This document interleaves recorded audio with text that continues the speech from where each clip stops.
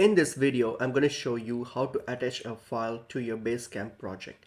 So open up Basecamp and log into your account. So once you're on your dashboard here logged in, so simply now select your project. So for example, I've got this project here. My project is selected. And when you get to this screen here, what we're going to do, hit on this docs and files option here. So simply click the docs and files option, and here you will see all the files that has been attached to your project. So if you want to add a new file, all you have to do is click on the plus icon here, which is on your top left here. Click on the plus icon.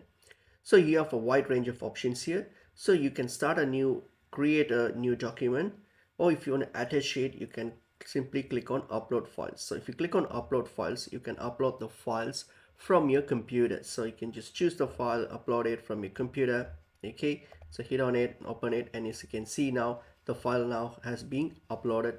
Okay, and also apart from these, you also have the option to link files from all these online drives here as well. Okay, like Dropbox or Google Drive. Okay, once this is done, so once you have attached it, you can click on post to the project to post it to the project, and basically that's pretty much it is.